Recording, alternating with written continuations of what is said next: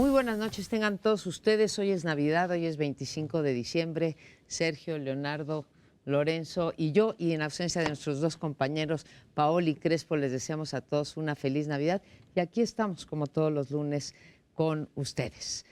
Realmente esperamos que pasen unas felices fiestas, pero bueno, pues nuestra obligación es, como todos los años, hacer un balance del año y pues estos balances no siempre traen sonrisas y abrazos, pero aquí estamos y el primer tema que les proponemos es el de hacer una evaluación. A veces tenemos memoria corta, pero hace 5 años que se firmó aquello que se llamó el Pacto por México. Entonces se hablaba de México como el tigre azteca, se hablaba del Dream Team que entraba a gobernar, se hablaba de la gran capacidad de convocatoria del partido hoy gobernante, o hoy todavía gobernante, con Enrique Peña Nieto a la cabeza, para proponernos a todos los mexicanos 95 compromisos. Muchos de ellos se han cumplido, no todos a satisfacción de cada uno de nosotros, pero bueno, pues hoy tenemos la oportunidad de hacer ese balance. Y yo quisiera comenzar por plantearles que si bien se pasaron un conjunto de reformas estructurales que hacía 30 años que habíamos venido hablando de ellas, tienen sus luces y sus sombras, unas mejor implementadas que otras, algunas que tendremos que esperar muchos años para que rindan frutos, pero yo hoy quiero hablar de, para mí, lo que son dos faltantes que simplemente quedaron en el olvido a pesar de esta manía de la presidencia o del presidente de firmar los compromisos ante notario. Y quiero aclarar que no es nada más responsabilidad del presidente, porque este pacto fue firmado pues por los tres partidos grandes en ese momento, creo que acompañados de El Verde, y uno muy particularmente, que es el de la Seguridad Social Universal. En este país venimos hablando hace rato de dos problemas muy grandes que son la violencia y la corrupción, pero hay uno que, si cabe, es todavía más lacerante, que es el de la desigualdad, en donde, como en muchos otros, vamos, no solamente no avanzamos, sino como vamos como los cangrejos, hacia atrás. Y resulta que pues le damos cada vez más dinero a programas como Prospera. Tenemos, según el Coneval, más de 150 programas, muchos de ellos que se repiten, y sin embargo no logramos hacerle ni cosquillas a este gran problema que es la desigualdad, que no se traduce nada más en la pobreza alimentaria o en lo que se llama la pobreza patrimonial, esto es que uno no tiene, ahora sí que ni dónde caerse muerto, sino muchos mexicanos, sino también la pobreza de oportunidades. Los mexicanos no hemos avanzado en el acceso a la salud, en el acceso a la justicia, en el acceso a la educación, y esto es algo que nos debería de estar preocupado. Y yo no sé si ustedes, pero en estos 5 años yo no volví a hablar de algo que fue tremendamente aplaudido el día que dio, el 1 de diciembre, que dio su primer discurso el presidente Peña Nieto, que era una seguridad social para todos los mexicanos, independientemente de que tuviéramos o no empleo. Desligar las prestaciones, el bienestar, de tu categoría de empleado o desempleado. Ese es el tema que les propongo. Bueno, pues feliz Navidad. Ha sido, por supuesto, un placer compartir con ustedes el año y pues, le deseamos a nuestro auditorio que la pase muy bien. Yo creo que en la época navideña de fin de año, las familias, las personas y también los países deben hacer balances, y por supuesto hay ciertas cosas que mueven al entusiasmo y otras que lo mueven menos, pero en todo caso te plantean una propuesta de enmienda, y yo espero que este país entienda finalmente que hay ciertas cosas que se llevan del Pacto por México que no necesariamente eran ciertas. Durante años nos dijeron, el gran problema que tiene este país es que el Ejecutivo no tiene capacidad de colaborar con el Legislativo y en consecuencia eso tiene parado al país. Bueno, pues no necesariamente es cierto. Durante la administración Calderón se reformó no sé cuántas veces la Constitución, y el Pacto por México era la, digamos, celebración de la colaboración entre el Ejecutivo y el Legislativo. Y 5 años después este país no es tan diferente como nos decían. Segundo, aprendizaje importante, las reformas de apertura económica de este país que efectivamente se dieron, que fueron las que más les interesaban, las de tipo político y social, como que entraron de contrabando, pero la apertura del sector energético, etcétera, eran muy importantes, y nos decían que, bueno, pues a partir de ahí México iba a salir de la trampa esta del ingreso medio e íbamos a dejar de crecer inercialmente, como le ha ocurrido a este país desde el 95, 96 que salimos de la grave crisis de los 90, crecer en torno al 2, 3% en el mejor de los casos. Pero el promedio es malo, seguimos teniendo una economía con Pacto por México y reformas que crece exactamente igual. Por tanto, tú dices, bueno, pues sí eran temas importantes, pero no eran los centrales. Hemos aprendido que, a mi juicio, los tres grandes asuntos que este país tiene pendientes son: por supuesto, el Estado de Derecho, que empieza porque las élites se sometan al imperio de la ley, cosa que todavía no hemos visto en México. Lo segundo es una apropiada distribución de las funciones en materia de política social, política de salud. O sea, seguimos teniendo municipios que hacen política social, gobiernos locales que hacen política social y gobierno federal que hace política social. Y lo que tenemos es la misma cantidad de pobres y un país igualmente desigual que hace años. Y luego pues tienes la debilidad de un Estado que pues reforma sus leyes. La forma, la norma se ha reformado en este país, pero las capacidades de incidir en la realidad, pienso desde ordenar el territorio hasta poder llegar y decir, yo puedo administrar autopistas, aeropuertos o hacer obras en beneficio de la gente, sigue siendo una falta enorme. La más grave de todas, seguridad pública. Hemos cambiado un montón de leyes, movido un montón de cosas en los últimos años y el 95% de los compatriotas en promedio sigue teniendo miedo en el lugar donde vive. Bueno, las encuestas de opinión nos dicen que a estas alturas la calificación que le dan al presidente y a su gobierno en general está ¿dónde? Alrededor del 20%. Por ahí está, puntos más, puntos menos. El Pacto por México ha terminado en eso, en uno de los gobiernos con menor aprobación de la población. Yo creo que la reforma que más buscaban era la reforma energética. Esa reforma iba al corazón del régimen que surgió de la Revolución Mexicana, en particular de su nacionalismo. La idea de abrir esta área de la economía al sector privado, ya sea nacional o extranjero, se nos dijo, bueno, el discurso iba por caminos un poquito diferentes. El primero que se presentó es el general Cárdenas mismo había dicho que la iniciativa privada tenía un papel muy importante y lo que hacemos es seguir las líneas del general Cárdenas. Semejante hipocresía no duró mucho, se cayó luego. En efecto, el general Cárdenas había puesto eso cuando estaba en una crisis enorme después de la expropiación y necesitaba ayuda del cielo y de la tierra, de Dios y del diablo para sacar adelante la expropiación. Pero la idea era que el Estado, un Estado comprometido con el bienestar de la nación, administrara ese producto tan peculiar, un recurso natural no renovable, estratégico, que la suerte puso en México y que saliera a la superficie de manera moderada, que México no volviera a ser un país petrolero, que no exportara ese insumo. La decisión fue, no, vamos a volverlo a hacer desde López Portillo, vamos a seguir exportando el petróleo y esta vez vamos a poner a la empresa privada a que lo haga y lo haga bien porque nosotros como gobierno ya no podemos. Somos muy ineficientes, muy corruptos, bueno, no dijeron corruptos, pero ineficientes sí. ¿Y el resultado? El resultado es que estamos importando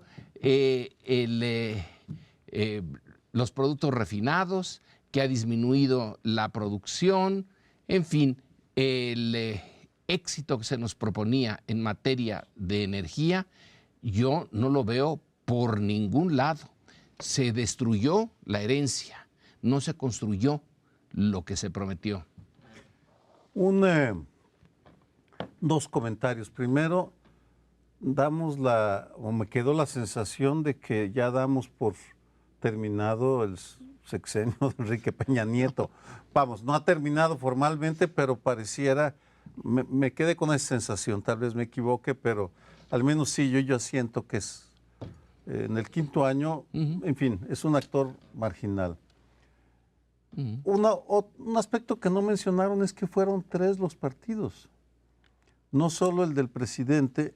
Y si pensamos, los 3, me refiero a la hora de hacer el balance. A la hora de hacer el balance nos centramos más en el Ejecutivo, que es del PRI Verde, que en los otros 2. Si lo juzgamos el impacto, pues las 3 formaciones están mal. Si pensamos el 2 de diciembre, que fue un momento de apoteosis para los 3 partidos, porque los liderazgos de los 3 se mostraban enormemente satisfechos de que habían logrado ponerse de acuerdo gracias a la iniciativa de José Murat, que los invitó a tomar un café al Chucho Mayor, y luego se juntaron y, en fin, acordaron. ¿En dónde están los 3 partidos ahora? Realmente el Pacto por México sí logró algunos beneficios indudables en algunos aspectos, pero en su mayor parte fue un fiasco si juzgamos por el estado de los partidos. Una acotación para no meterme, no soy especialista en educación, pero recuerdo que hubo 2 o 3 ovaciones al discurso del presidente, que fue el 2 de diciembre. Una por la reforma a telecomunicaciones, y todo el mundo pensaba en Azcárraga y Ricardo Salinas, y luego en educación, la reforma educativa. El Bester está en la cárcel, vamos, y ese es lo que se puede... ¿Es el parámetro a juzgar?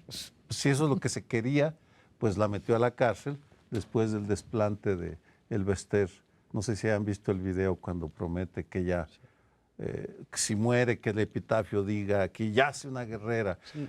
Nunca volvió a hablar, por cierto. Se quedó callada, no ha hecho otra declaración pública desde ya un sexenio, callada. Vamos, es uno de los grandes logros del Pacto por México, podría decirse, si uno se pone... Pero bueno, fue un pacto... se llamó el Pacto por México, creo que fue un pacto para otras cosas, pero no por México. Un pacto que dio una tregua, ¿sí? Bueno, y una tregua de tal tamaño que acordémonos que en el 2015, ya las cosas cambiaron en el 2016 y 2017, pero en el 2015 el Revolucionario Institucional, ¿sí?, ganó más curules en la Cámara de Diputados, o sea, se fortaleció, y de ahí del 2015 para acá, o sea, ahora que vamos a entrar a las elecciones del 2018, pues ya les canta otro gallo, un gallo con una tonada que estoy segura que no les gusta nada.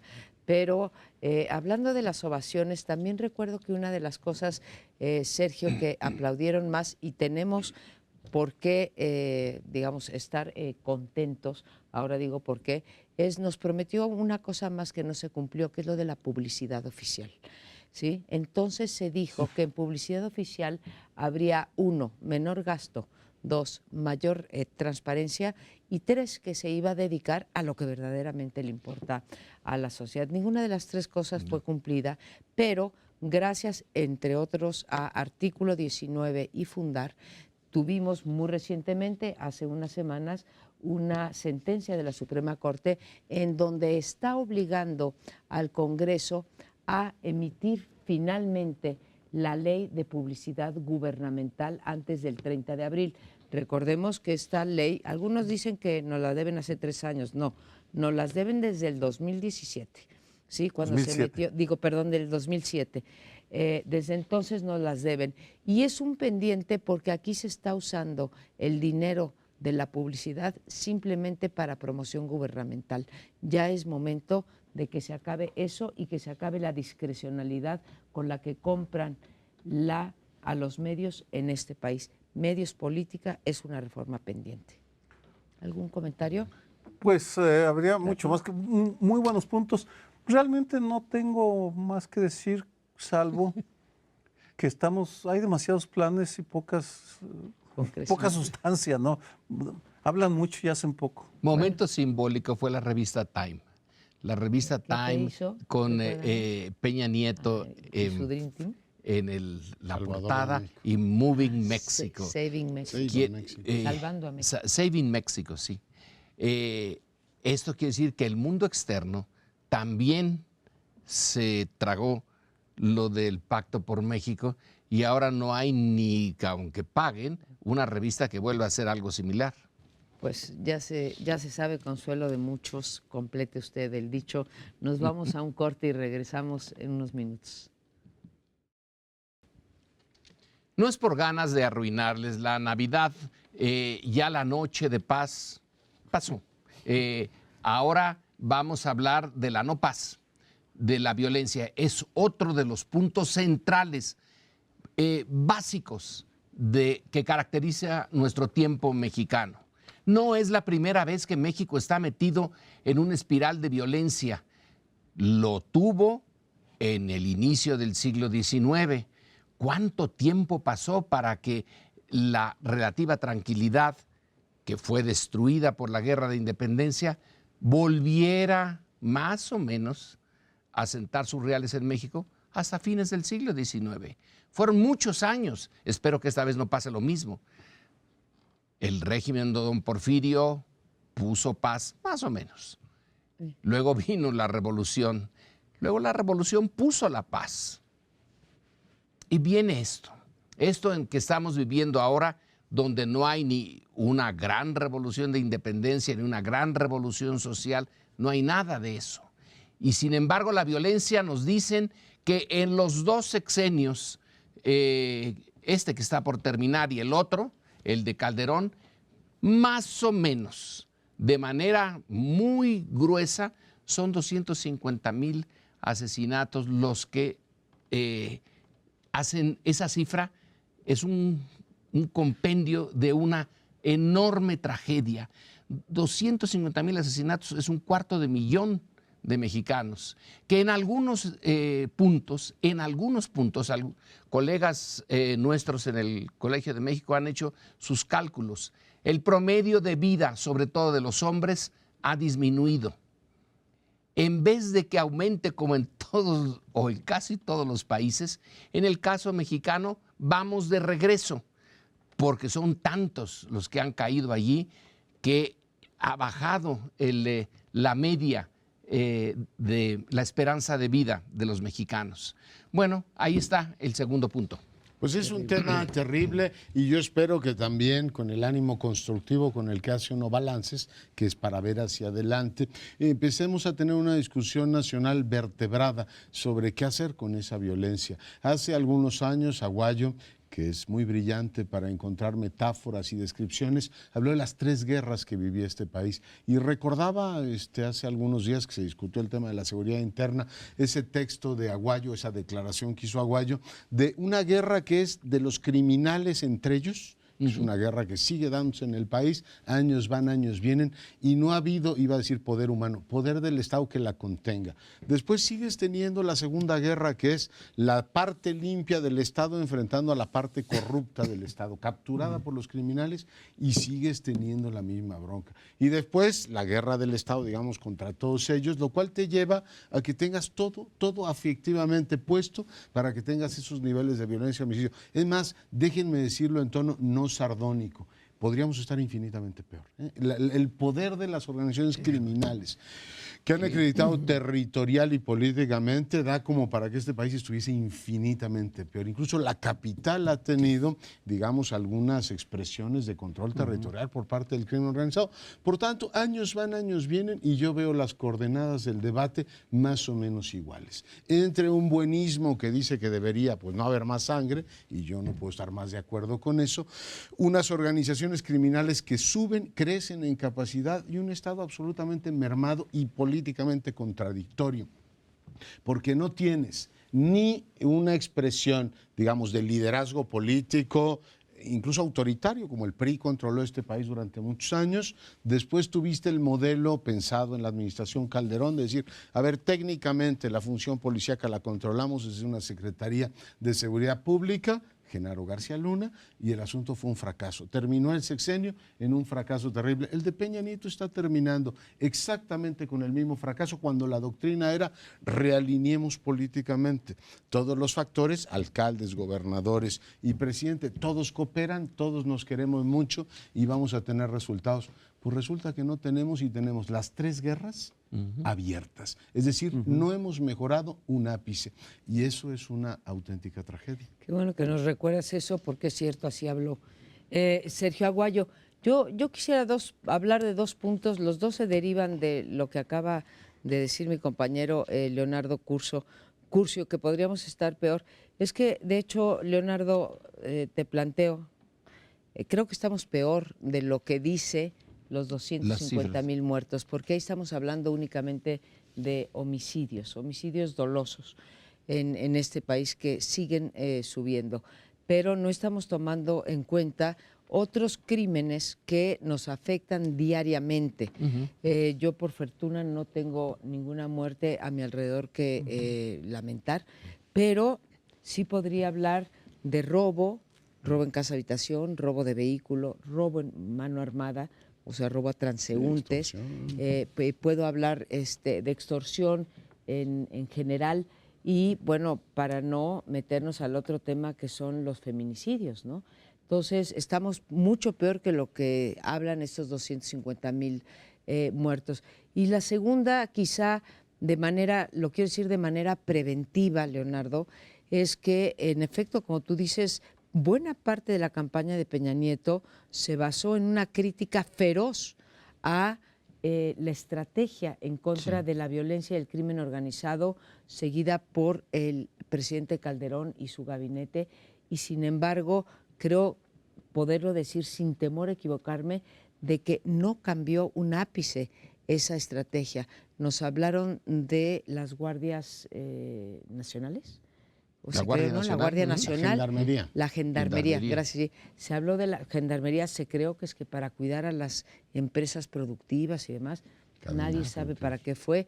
Aumentaron las policías, y como en el caso que decíamos la semana pasada, y hace rato, ¿sí?, aumenta el presupuesto para la pobreza y la pobreza se mantiene igual. Pues aumentó la pobreza en materia de seguridad, de violencia, de inseguridad. Y, sin embargo, los indicadores siguieron creciendo. Yo no sé qué va a pasar ahora que veamos a José Antonio Meade, a Ricardo Anaya y a Andrés Manuel López Obrador hablando sobre esto, porque a ninguno de los 3 le he oído con qué nueva estrategia se podrá seguir. Voy a cambiar el tono y a decir lo positivo. Bien. En el sentido de, sí, es cierto todo lo que dicen, pero durante una década lo que también es cierto es que ha habido una reacción de diferentes actores, que quisiera enumerar simplemente porque si no estamos tan mal es porque ha habido una reacción. Excluyo a los presidentes, porque realmente los 2 presidentes, los 2 ejecutivos han sido un fiasco.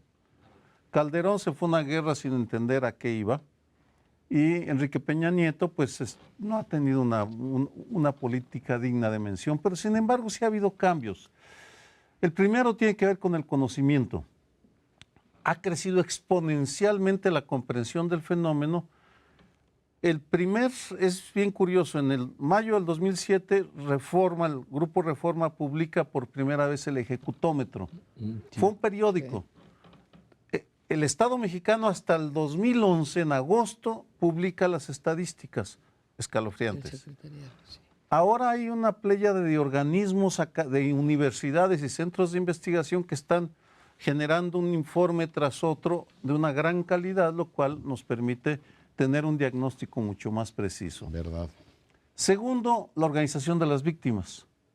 Las víctimas estaban fuera del radar hasta mayo del 2011, víctimas de la guerra criminal, no víctimas de la violencia, porque hay que distinguir las dos cosas sin desconocer el trabajo de Alejandro Martí y Marilena Morera y otras personalidades.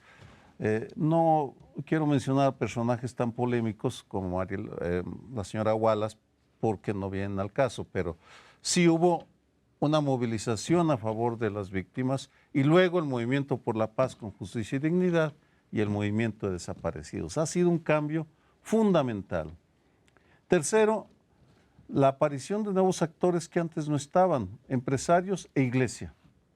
Algunas diócesis y la pastoral que vino a plantear aquí en la Catedral Metropolitana Francisco, el Papa Francisco, fue clarísima, brutal, que lleva a que la iglesia se esté moviendo y la iglesia es uno de los actores nacionales más presentes. Luego, ha habido una evolución positiva en algunos organismos públicos de derechos humanos. Si recordamos la Comisión Nacional de los Derechos Humanos de Raúl Plasencia, totalmente omisa, irresponsable. A la de Luis Raúl González Pérez hay un cambio notable. La Comisión Ejecutiva de Atención a Víctimas también, o el Mecanismo de Protección de Periodistas y Defensores, con todos sus defectos, van mejorando. Y finalmente, el involucramiento de algunos países que ahora sí tienen una agenda clarísima. Sé una reunión de que fueron 28 embajadores, no solo la Unión Europea, más Canadá, y algunos, si mal no recuerdo, Australia y Nueva Zelanda, fueron a Los Pinos a decirle al presidente, pedimos que se atienda mejor a las víctimas, sobre todo su agenda es de las víctimas, y en ese sentido está la presencia de organismos de Naciones Unidas, no paran de venir, visión tras visión, o la Comisión Interamericana de Derechos Humanos.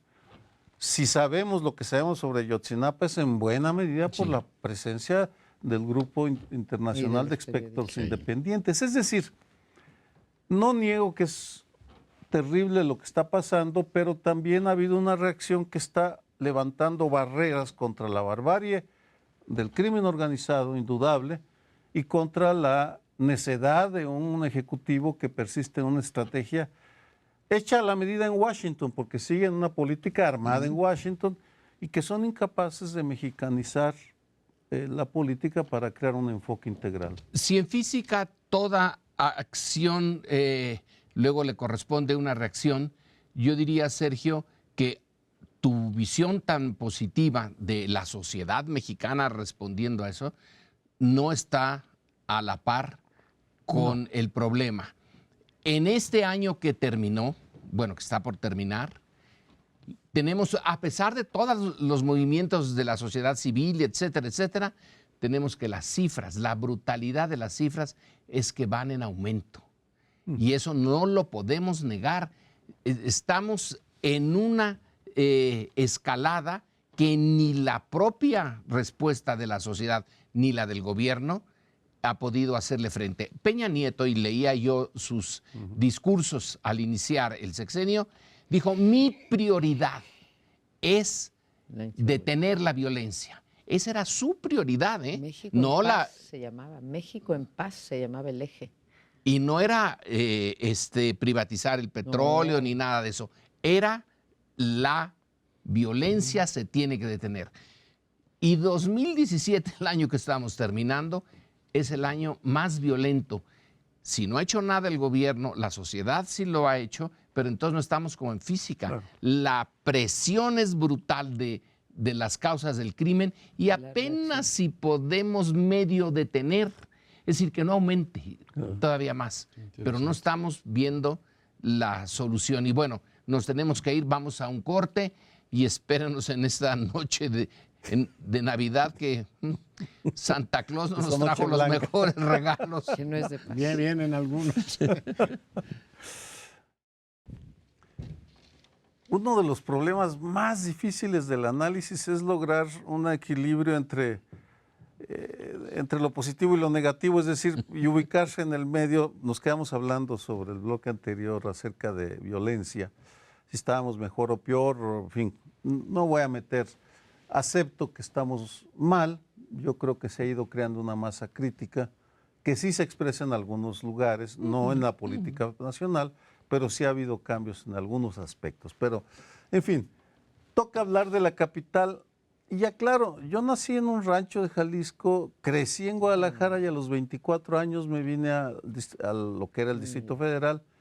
Llevo 46 años aquí. 46 años, 3 meses. Y debo decir Calcúlele la edad. que he visto cómo se ha ido transformando esta capital y mi entorno, el Colegio de México, ha sido mi casa desde hace 46 años hasta ahora, profundamente. Y en ese sentido, hay 2 grandes periodos de la etapa que viví. En el 71 gobernaba Echeverría. Ni me acuerdo quién gobernaba la capital. Senties, Octavio Senties, en fin. Era Echeverría el que hacía y deshacía, luego López Portillo, me acuerdo, y su amigocho Jan González, que hizo los ejes viales, en fin. Y luego el triunfo del PRD en 1997 hasta la fecha, hasta el 2017. Y en ese sentido la pregunta es, ¿estamos mejor o peor? Ya no en estos 46 años, que es solo un balance personal, sino los últimos 20 años. Un gobierno que se dice de izquierda y que ha logrado algunos avances en términos de garantías individuales indudables y que hay mayor conciencia ecológica, pero a riesgo de parecer otra vez agitar el cascabel y la pandereta del optimismo, me parece que sí ha habido, yo he observado una transición en el grado de conciencia y organización ciudadana en la capital, que a veces se expresa positivamente, a veces no, pero que es una ciudad mucho más viva que Toluca o buena parte del Estado de México, en donde piensan igual que nosotros, pero no están organizados. Bueno, sí es la más, ¿no? sí, Bueno, sí, vaya porque consuelo. sí es la más, sin duda es la sociedad más vibrante y la más organizada. No sé qué tan efectiva haya sido esta ciudad, porque aquí sí hubo un cambio total de partido gobernante, sí, durante 60 años uno y ahora durante 20 años el otro. Pero tú, que también eres estudioso de eso y que estás haciendo un recuento, yo tengo menos años, pero más o menos los mismos viviendo en esta capital. ¿Qué es lo que yo he visto? Si empiezo a hacer ese recuento, que es una cosa que me impresiona, porque ahí sí vamos como los cangrejos para atrás, el urbanismo salvaje. ¿Sí? El PRI pues no se tenía que preocupar de eso, porque tomaban las decisiones de manera discrecional, y ahí pensamos que vendría un cambio con el PRD y después con las delegaciones, la mitad de las delegaciones con Morena, pero esos son los últimos 3 años nada más, lo que es más, últimos 2 años. Pero que no hayamos avanzado prácticamente un ápice en planeación urbana, me parece una cosa que tenemos los capitalinos derecho a reclamar. Y digo a reclamar porque ha habido muchas organizaciones, tú y yo pertenecemos a varias, Sergio, en donde hemos hecho lo imposible por frenar este urbanismo salvaje, en donde hay cero de respeto por los habitantes de esta ciudad, por los no habitantes, pero que vienen a trabajar, que son millones todos los días, y pues prácticamente hemos tenido un fomento al automovilismo, hemos tenido, o a la cultura del coche, hemos tenido muchas obras en donde lo único que vemos es el contubernio entre las sociedades inmobiliarias y los sucesivos gobiernos de la capital. Y hemos visto, sobre todo, porque podríamos tener un dictador benevolente, ya está eso, me imagino, pero un dictador que hubiera tenido una visión. Esta Ciudad de México es simplemente, ya llega a unos niveles en que no podemos vivir en ella. Perdemos en nuestro trayecto aproximadamente 3 horas o 4. A mí lo que no me casa es, digamos, este ciudadano participativo con los niveles de desempeño del gobierno. María Amparo refería este nivel de especulación que ha llevado a una especie como de tribalización de la ciudad. Cada quien defiende la manzana donde vive y hemos aldeanizado el debate, porque cada quien está más preocupado porque no le pase el metrobús por su casa o no le construyan la supervía, pero no hay una visión amplia, ni esta sociedad ha, digamos, generado las condiciones para tener lo que ocurre en prácticamente todas las sociedades abiertas y transparentes. Tienes una maqueta digamos, el suelo público, del suelo disponible, y todo el mundo sabe a qué atenerse. Aquí no sabemos ni qué van a hacer con los terrenos del aeropuerto, que van a dejar en los próximos años, y todo está sujeto a una especulación tremenda. Por tanto, a la hora de hacer el balance, digo, pues sí, una ciudadanía muy activa como en el plano nacional, pero en el plano local es más bien aldeana y más preocupada por sus temas. Segundo, veo 20 años de democracia y por supuesto estamos mejor. O sea, cuando uno compara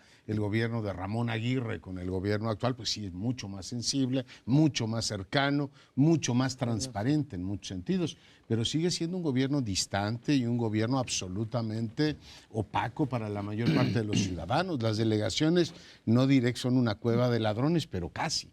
Sigue siendo la corrupción la norma. Han tenido que quitar un montón de trámites, empezando por los exámenes de licencia, las licencias de construcción, porque la corrupción era de tal magnitud que dijeron, ¿sabe qué? Ya mejor quite trámites.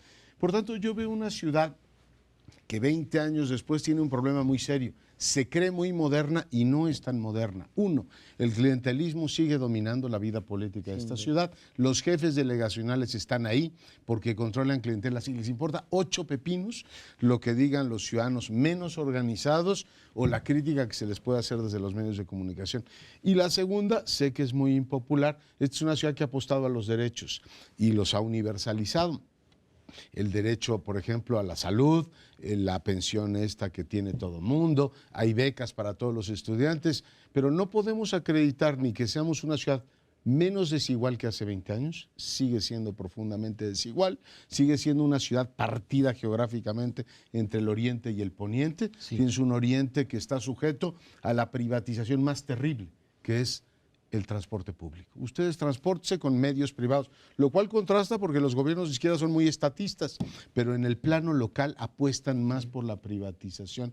Y la última es que pues han universalizado muchos derechos, pero no le han dado a la gente mayores capacidades, empezando por la educación. Nuestros estudiantes de preparatoria están reprobados, tienen beca, pero siguen reprobados. Por tanto, una autocrítica a este modelo que universaliza derechos valdría la pena.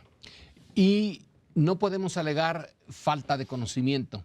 Creo que hay una buena cantidad de trabajos en torno a la urbanización, trabajos históricos y trabajos del presente, que nos presentan de manera muy clara cuáles son los problemas y cuáles van a ser los problemas. Pero no es de ahora, es de muchos años atrás. Lo que nos está ocurriendo ya lo podíamos predecir hace 30 o 40 años. El conocimiento de aquellos expertos que están en los centros universitarios, en los centros académicos, ya tienen la materia prima. Es la irresponsabilidad de la élite política. Y aquí entramos al tema fundamental, que es lo que hemos estado rondando, la corrupción. La corrupción es uno de los problemas nacionales que ha ido en aumento. No que no hubiera corrupción en otros siglos, claro que desde el siglo XIX, para hablar nada más del México independiente, bueno, a don Antonio López de Santana le decían 15 uñas no por nada. Le faltaba una pierna y eran nada más 15 las que podía usar. Pero viéndolo con más cuidado, creo que era relativamente más responsable él que algunos de los gobernantes actuales. Don Antonio, por ejemplo, en el momento de la guerra con Estados Unidos puso de su dinero. Yo quiero ver quién se había robado antes. ¿Quién de los que se ha robado el dinero? Y mira que sí ha habido gobernantes en los últimos 30 años que han acumulado una riqueza fantástica. ¿Quién ha puesto de su dinero para resolver algún problema? El punto es que la corrupción ya llegó a ahogarnos en la Ciudad de México o en otras, pero en esta es más que en cualquiera de las del resto de las ciudades del país. Y no podemos alegar ignorancia. Ya sabíamos, ya sabemos lo que viene y no se hace nada. Hijo, me echaron un montón. Defiéndete, tienes 1 minuto y medio para defender. Y vamos a tener de fiscal Bueno, a este. hay estadísticas que luego no se conocen, pero les voy a citar dos. Una estadística que ya tengo clara. A mayor número de organismos de la sociedad civil, menos homicidios. Medido en delegaciones. Benito Juárez tiene la delegación, que es la que está en primer lugar de número de ONGs o organismos de la sociedad civil, está en el 15º lugar En homicidio. en homicidios atribuidos al crimen organizado. Segunda, esta ya es más vivencial, espero poderlo documentar en las investigaciones que estamos haciendo en la Cuauhtémoc. Es una pelea de trincheras, pero en la medida que la sociedad se organiza y pone resistencia, obtiene algunas victorias. No todas ni de manera automática. Lo que he ido observando es una mejoría en la capacidad de las organizaciones que existen. Insuficiente para crear una política para toda la capital, pero suficiente para lograr pequeñas o grandes victorias en las delegaciones. Cuando se pelea por un restaurante o por un edificio, esa es la pelea cotidiana. Ya no tenemos tiempo, pero esa es parte de la batalla que observaremos en todo el que está dándose en todo el país, y que si uno compara Tamaulipas, aquí estamos en la gloria, pero ya no hay tiempo. Nosotros Regresaremos tenemos impunidad. en el 2018, que esperamos les sea muy bueno, muy fructífero. Nosotros haremos lo mejor que podamos por darle opiniones informadas.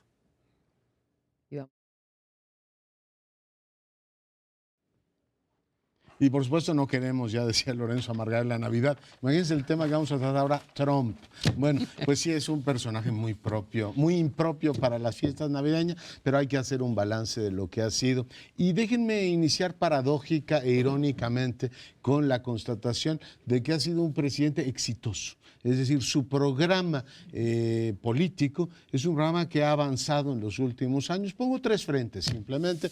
Por supuesto, hay una serie de situaciones anómalas, incluida su círculo y su vínculo más cercano con Rusia, pero a ver, ha avanzado en la idea de que Estados Unidos no debe actuar como líder del mundo, mucho menos del mundo libre, sino como un Estado nacional que maximiza sus posiciones. Y en eso ha venido actuando de una manera consistente, reforzando la idea de que un nacionalismo económico o usar todas las capacidades para beneficiar a tu población no solamente es legítimo, sino conveniente. Cito 2 casos. 1, su reforma fiscal, es decir, no importa cuánto vaya yo a afectar a mis vecinos o al resto de mis socios comerciales, yo bajo los impuestos para atraer efectivamente capitales a los Estados Unidos. Le podríamos llamar a eso dumping fiscal, es decir, utiliza una ventaja, el que puede hacerlo, para atraer capitales, como si estuviera rodeado de países tremendamente prósperos y no países como México, que requieren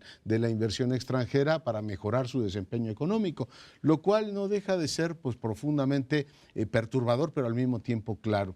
Ha dicho, y estamos a punto de tener la noticia de que ya no hay Telecán, y dice, a ver, yo no establezco convenios comerciales con nadie que no beneficien primero a mi país. Si usted irá a misa, me llamaré ignorante del tema de los déficits, insistirá en que va en contra de todo el consenso económico, que no deja de ser paradójico que el consenso de Washington lo rompa la derecha más estructurada de los Estados Unidos.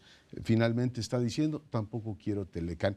Y último punto en el que ha avanzado de una manera clara, en desinstitucionalizar el sistema internacional. El hombre, por supuesto, rompió el Acuerdo de París, dijo, ¿están preocupados por su planeta? Yo no. En lo segundo, rompió con la UNESCO, y lo tercero, para despedir el año, dijo, movemos nuestra capital a Jerusalén, en el estado, o sea, en Israel. Oiga, que rompe con todos los acuerdos, incluso resoluciones del Consejo de Seguridad.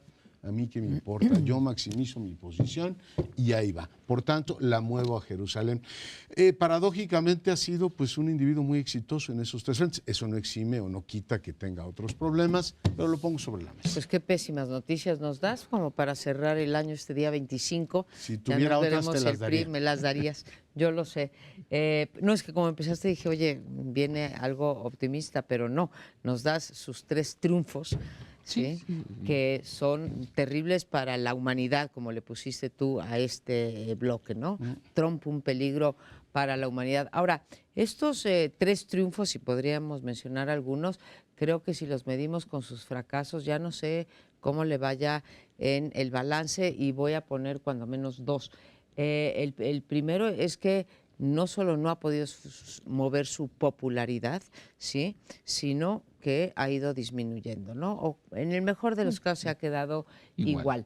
Esta cosa de todos sus votantes que iban a estar muy entusiasmados con las promesas de campaña, pues yo no veo ese entusiasmo de la sociedad norteamericana, y pues tendremos que esperar, como en México, a las elecciones del año que entra, a ver cómo le va. Ahora que tenga que renovar las cámaras, yo le deseo toda la mala suerte posible al señor Trump, sí, francamente. Sí, claro. Usted disculpe. Yo estoy de acuerdo contigo. La segunda cosa es que ha habido un conjunto de políticas que había prometido, pensando, como buen político que no es, pensando que pues no había instituciones en los Estados Unidos, y se ha encontrado con que, si bien le pasaron su reforma fiscal, ahí el muro todavía está detenido, y así un montón de las iniciativas que ha querido pasar, a tal punto que en algún momento hizo declaraciones en el sentido de que, bueno, él había sido electo popularmente y pues que no estaba bien que lo estuvieran frenando un conjunto de instituciones que no fueron electas popularmente. Y tercero, bueno, pues que el Partido Republicano sí está teniendo unas fisuras de un tamaño que creo que no se habían visto antes. Lorenzo, tú eres más conocedor, Leonardo, de estos temas que yo, pero la fisura que ha causado, el cisma que ha causado al interior del Partido Republicano es una cosa de la que todavía tendremos mucho que hablar. Hay No, ve tú, Sergio. una vez más, será porque es 25 Órale. y tuve una muy linda Navidad, una linda cena navideña, entonces ando así flotando todavía, pero lo voy a ver desde cómo ha impactado a México este primer año de Trump.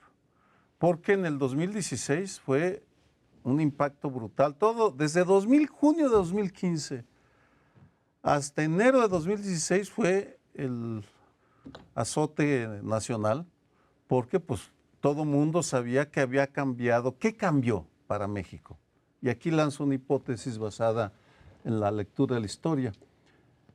Cambió que el entendimiento de 1927 ya no podía, ya había terminado. Ese entendimiento entre Plutarco Elías Calles y Dwight Monroe era que se iban a apoyar los gobiernos, entre ellos, que se iban a ser cómplices, y fueron cómplices durante todo un siglo, casi un siglo. Eso se acabó con Trump.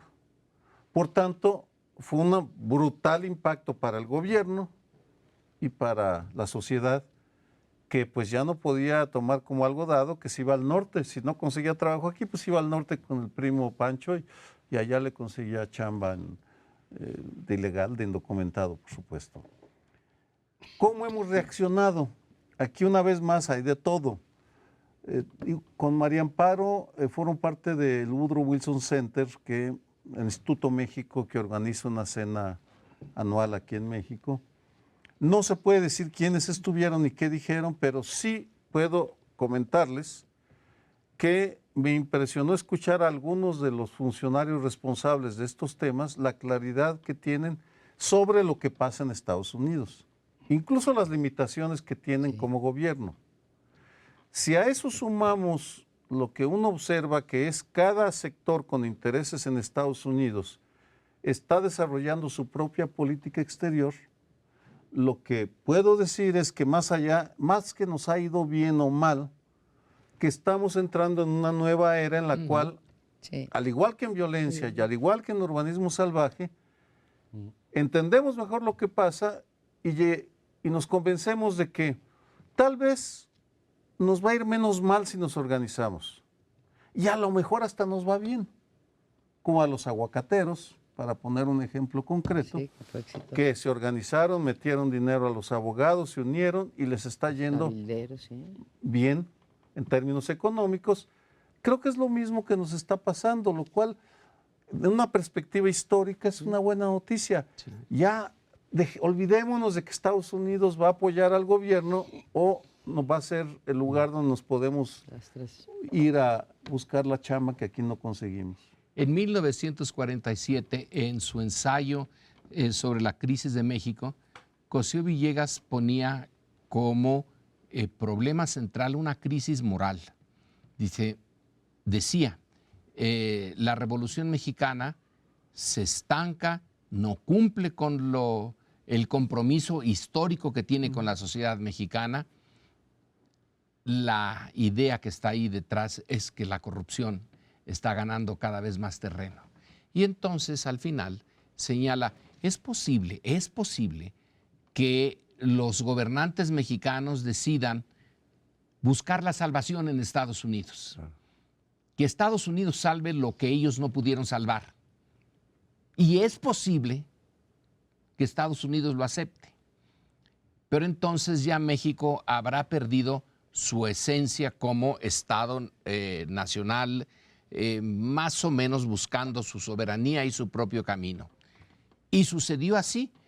Lo que ni Cosío Villegas ni los que siguieron podían haber previsto es que Estados Unidos renunciara a eso que sí aceptó desde 1927 y sobre todo en la Guerra Fría.